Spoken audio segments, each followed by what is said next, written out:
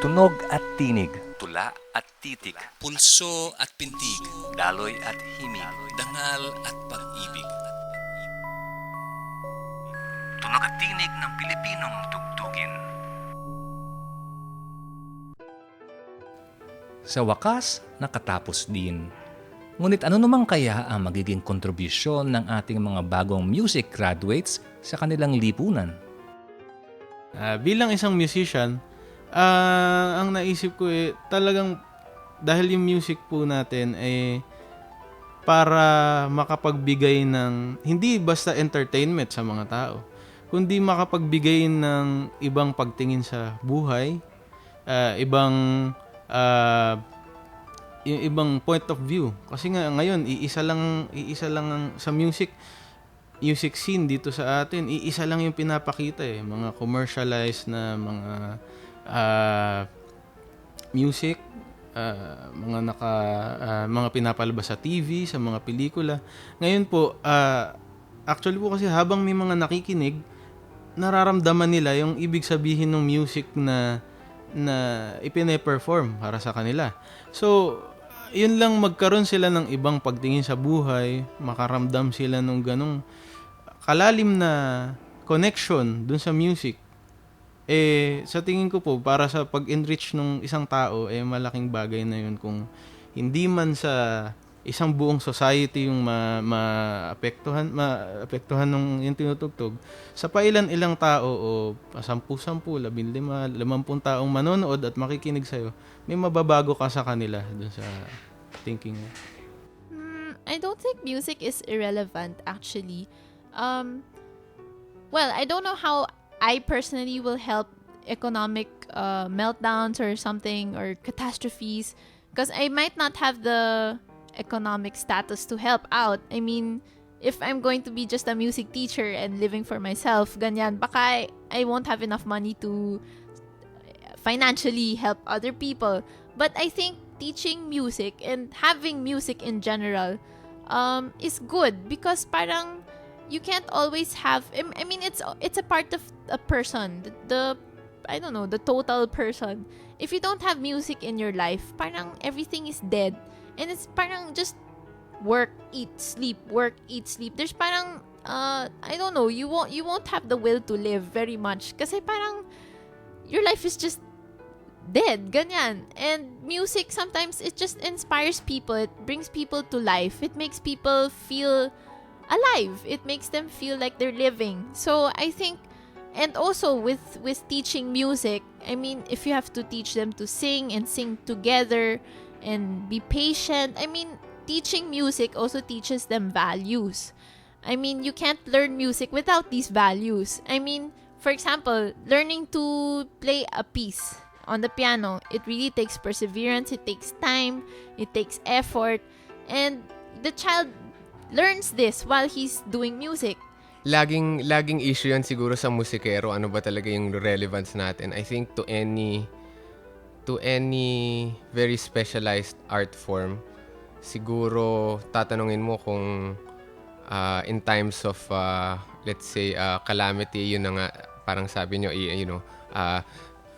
economic meltdown and all these real world events and catastrophes, ano pa ba ang use ng musikero? Pero mahirap sagutin yun kasi syempre hindi ibang importansya natin kaysa sa, let's say, ekonomista, let's say, or entrepreneur na nagbibigay ng jobs. Parang mahirap i-compare doon Parang dapat titignan na lang natin, I think, yung high art forms or yung art forms na talagang pinag-isipan, tapos yung mga talagang pinaghirapan at mabusisi, ay parang reflection yan ng high society. High society, not meaning sosi or konyo, but like a high level of society. So parang tinutulungan natin na ano ba to? Tinutulungan natin na mapulido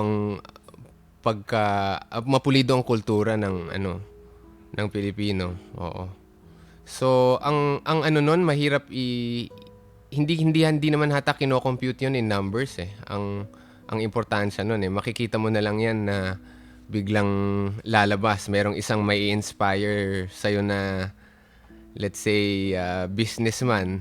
Tapos magkaka-great business idea siya or whatever. Yung ganun kalabo yung mga connection. So, parang dapat hindi natin I think i-quantify eh. Talagang kung maganda, talagang maganda. May magandang output 'yan, may magandang mararating.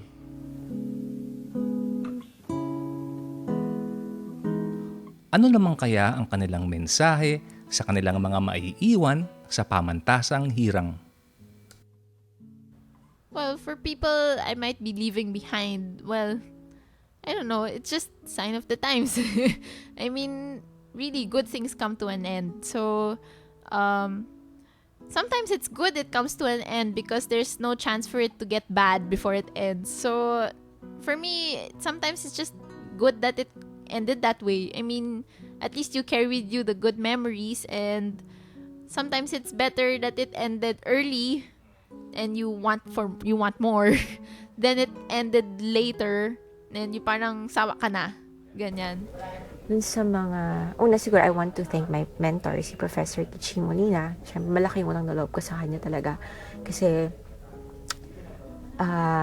kumbaga, she saw my potential. Tapos, kasi hindi naman talaga ako nag-train sa makiling, ganyan. Kumbaga, choirs and private lessons lang. Tapos, kumbaga, hindi typical yung musical background ko. So, yun. So, pero, nagtiyaga siya sa akin. So, yan, nakabot na sa recital. So, malaking pasalamat ko sa kanya. Then, of course, my parents. Kasi, alam ko, mahirap sa kanila talaga to support yung isang bagay na hindi nila naintindihan. Yun, so, pero, syempre, unconditional love din. So, pinilit nilang intindihin din na, kumbaga, music is, ayun nga, a good profession. Kumbaga, mahirap siya. Dapat nilirespeto din, ganon, diba? So, yun. Actually, yun yung challenge eh. Parang feeling ko as musicians, parang we always have to prove something. Parang ganon na, okay kami. Ganon. So, yung minsan nakakapagod, parang ganon. Pero part yun eh. Diba? Siyempre, nagpapasalamat ako dahil ang mga teacher sa music, pati sa labas, sa mga AS, nagbukas ng mga bagong mga mundo para sa akin. Musically o kahit socially, meron silang nabuksang bagong pag-iisip, bagong point of view, yung pagtingin nga sa bawat bagay. Kaya, yun, nagpapasalamat po ako sa kanilang lahat dahil dun sa binigay nilang kaalaman hindi lang syempre sa akin, kundi sa bawat estudyanteng tinuturuan nila.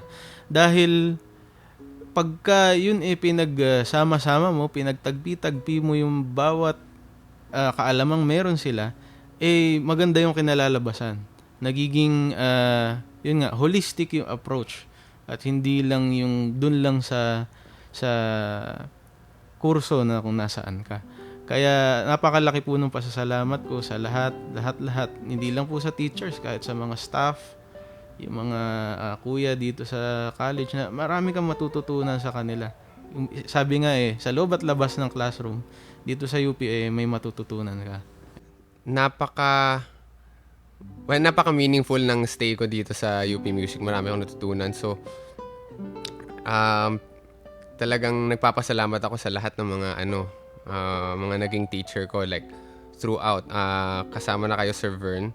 Tapos, mga composition teachers ko, si Sir Chino, Sir Jonas, na individually, dahil nagwo-work kami one-on-one, talagang nakukuha mo talaga yung pagkatao nila at na natututo ka doon sa pagkatao nila, hindi lang sa musika nila kasi ganun kalapit yung education. So, yun, Sir Jonah, Sir Chino, Ma'am Katz, si Doc Santos, yan, everybody. And then, nagpapasalamat din ako sa lahat ng sector.